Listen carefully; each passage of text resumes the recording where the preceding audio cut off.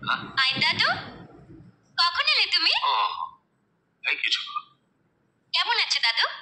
এই একরকম আছি, বয়স তো হচ্ছে। আর তুমি কেমন আছো? ভালো আছি। বসো। শুধু মাঝে মাঝে বুকের ভেতরটা দাদু এভাবে। সে তো হবেই। দেখো, তোমার সঙ্গে একটা জরুরি কথা আছে। বলো দাদু।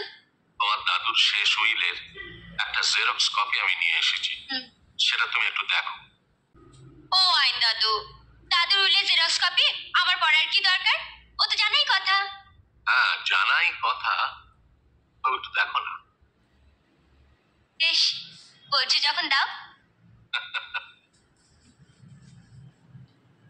আমি শ্রীযুক্ত জ্ঞানদারঞ্জন চৌধুরী সুস্থ শরীরে সজ্ঞানে সরল অন্তঃকরণে পূর্বের বিল বাতিল করিয়া অদ্য এই মর্মে নতুন বিল করিতেছি যে আমার পুত্রী কুমারী পরমা চৌধুরী আমার মৃত্যুর পর সরাসরি আমার সমস্ত স্থাবর অস্থাবর সম্পত্তির মালিক হইবেন না, তবে মাসিক মাত্র 500 টাকা করিয়া মাসোহারা পাইবেন। সে কি?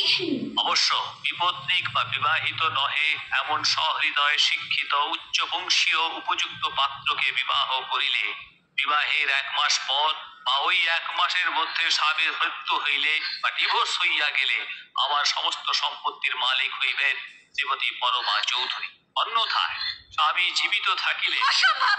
আমি এই উইল মানি না, মানি না, মানি না। পরমা, পুরো উইলটা তোমার পড়া উচিত ছিল, ওতে অনেক জরুরি কথা আছে। আমায় বিয়ে করতে হবে, নইলে আমি সম্পত্তি পাবো না। মাসে মাত্র 500 টাকা। না, কখনো না। আমি বিয়ে করবো না, করবো না, করবো না। সেটা তোমার ইচ্ছে, তাহলে ওই কথাই রইল।